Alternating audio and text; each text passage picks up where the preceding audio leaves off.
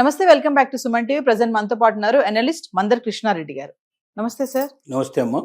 Sir, H1B visa, OPT, F1 వీటి గురించి మాట్లాడుకుంటే, ఎవరైతే ఓపీటీ, F1 వీసా పైన ఉంటారో వాళ్ళు గనక H1B వీసా గనక మారితే, ఏదైతే ఫీజు రీసెంట్ గా ట్రంప్ తీసుకున్న నిర్ణయం ఏదైతే ఉందో 99 లక్షలు కట్టాలి అని చెప్పేసి, అది మినహాయింపు ఉంటుంది అని చెప్పేసి ఒక వార్త అయితే వస్తుంది.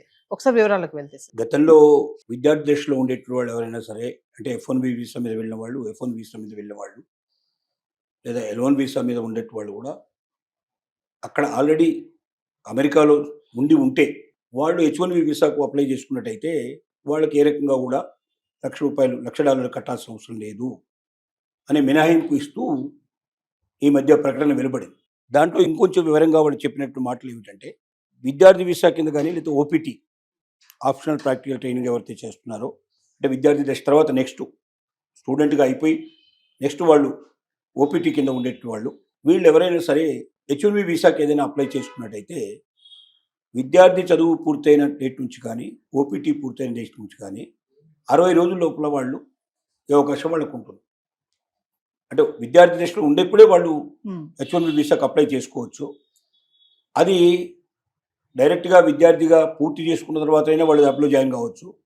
లేకుండా కూడా వాళ్ళకి అంతవరకు ఉన్న చదువు సరిపోతుంది, మిగతాది పూర్తి చేయకపోయినా సరే వాళ్ళకి ఉద్యోగం వస్తున్నా కూడా డైరెక్ట్ వెళ్ళి వాళ్ళు ఉద్యోగంలో జాయిన్ కావచ్చు. లేదా ఉద్యోగం వాళ్ళ చదువు పూర్తయినాక 60 రోజుల లోపల ఎప్పుడైనా సరే ఉద్యోగం సంపాదించుకుని వాళ్ళు ముందుకెళ్ళడానికి అవకాశం ఉంది. లేదా దాని తర్వాత ఎడ్యుకేషన్ తర్వాత ఎలాగో ఓపీటీ వస్తుంది కాబట్టి ఓపీటీసీ పీరియడ్ పూర్తయిన 60 రోజుల్లో అయినా సరే వాళ్ళు దీన్ని ఉపయోగించుకోవడానికి అవకాశం ఉంది. వీళ్ళెవరు మాత్రం కంపల్సరీగా వాళ్ళెవరు ఈ $1,00,000 నుంచి మినహాయింపు పొందినట్టే లెక్క. దాని అర్థం, నేను ఎడ్యుకేషన్ పూర్తయిపోయింది, ఎంతకాలమైనా ఉండి నేను ఎప్పుడైనా అప్లై చేసుకోవచ్చు అనడానికి వీల్లేదు. ఎడ్యుకేషన్ తర్వాత ఓపీటీ వచ్చి ఉండాలి. ఓపీటీ వచ్చిన తర్వాత 60 రోజుల లోపల మాత్రం ఈ గడువు లోపల ఇది పూర్తి చేసుకోవాలి. ఓపీటీ తర్వాత 60 రోజుల లోపల కూడా పూర్తి చేసుకోకపోతే తెలుగు టపాలో ఇండియాకు రావాల్సిన పరిస్థితులు ఏర్పడతాయి, వాళ్ళ దేశానికి వెళ్ళాల్సిన పరిస్థితి ఏర్పడుతుంది. అంటే స్టూడెంట్గా ఉన్నప్పుడే తన ఆపర్చునిటీస్ ఎట్లా ఉంటో చూసుకొని H1B వీసా కోసం ట్రై చేసుకోవడం మంచిది. అలాగే ఓపీటీ వచ్చిన తర్వాత కూడా ఉద్యోగ అవకాశాలు వెతుక్కోవడం మంచిది. ఆ రెండు పూర్తయిన తర్వాత, ముందు స్టూడెంట్ తర్వాత ఓపీటీ, ఈ రెండు పూర్తయ్యే లోపల కూడా నీకు జాబ్ దొరకకపోతే మాత్రం 60 రోజుల తర్వాత నువ్వు రిటర్న్ కావాల్సిన పరిస్థితులు ఏర్పడతాయి. కాబట్టి ఈ టైంని పీరియడ్ని దృష్టిలో పెట్టుకొని ఎడ్యుకేషన్ పూర్తవుతుండగానే ఓపీటీ సంపాదించుకోవడం ముఖ్యం.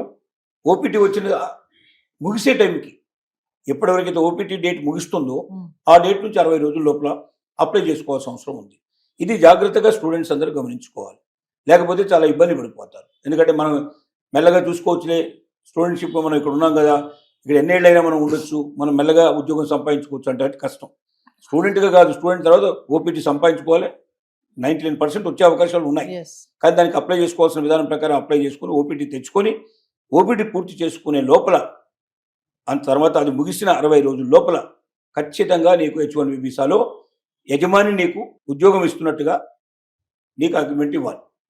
నువ్వు స్టూడెంట్ దశలో ఉన్నా కూడా, నీ స్టూడెంట్ పూర్తయిన తర్వాత తీసుకుంటానే కూడా ఒకళ్ళు ఇచ్చిన నీకు వర్క్ పర్మిట్, నీకు ఆర్డర్ లెటర్ ఇచ్చిన లెటర్ రూపంలో నీ స్టూడెంట్షిప్ పూర్తయిపోయిన తర్వాత నేను వెంటనే దీంట్లో జాయిన్ చేసుకుంటాను అని ఒక అష్యూరెన్స్ ఇచ్చినా కూడా ఓపీటీ లేకపోయినా ఆ స్టూడెంట్ డైరెక్ట్గా వచ్చి ఉద్యోగంలో జాయిన్ అయ్యే అవకాశం ఉంది. వాళ్ళు కూడా $1,00,000 పే చేయాల్సిన అవసరం లేదు.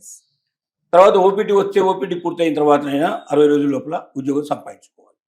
అంటే ఈ నిబంధనని జాగ్రత్తగా ఎవరైతే కేర్ఫుల్గా అర్థం చేసుకోరో చాలా ఇబ్బందులు పడతారు. ఇప్పుడున్నటువంటి పరిస్థితి ఏంటంటే, ఇంతకుముందు అంటే ట్రంప్ రాకముందు ఉన్న పరిస్థితి ఏంటంటే, లావిష్గా 540 రోజులు, దాదాపు సుమారుగా 300 నుంచి 500 రోజుల వరకు స్టూడెంట్ షిప్ అయిపోయిన తర్వాత కూడా హాయిగా వాళ్ళు ఉండేవాళ్ళు. అది ముగిసిన తర్వాత కూడా చాలామంది ఉండేవాళ్ళు. మెల్లమెల్లగా ఏదో ఒక జాబ్ ఎత్తుకొని జాబ్లు స్థిరపడేవాళ్ళు. అలా దాని గురించి ఎవరు పెద్దగా పట్టించుకునేవాళ్ళు కాదు. బైడెన్ టైంలో ముఖ్యంగా ఇంకా ఎక్కువ లిబర్టీ ఇచ్చాడు నిజం చెప్పాలంటే. అంత ముందున్నటువంటి ప్రెసిడెంట్ కూడా చాలా వరకు లిబర్టీలో చూశారు. ట్రంప్ మొదటిసారి వచ్చినప్పుడు కొంచెం పట్టు బిగించే ప్రయత్నం చేశాడు. 2 సార్లు వచ్చిన తర్వాత పూర్తిగా పట్టు బిగించాడు.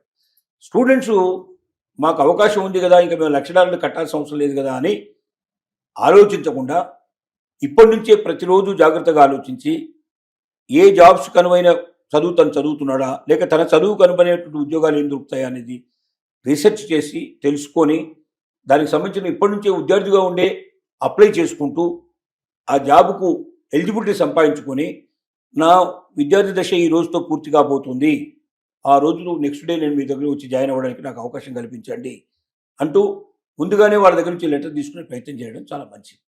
లేదంటే కనీసం ఓటీపీ టైంలో అయినా, చాలా ఎక్కువ పీరియడ్ ఓటీపీ ఉంటుందో ఆ టైంలో అయినా సరే సంపాదించుకోగలిగే అవకాశం ఉంటే స్థిరంగా అక్కడే ఉంటాడు.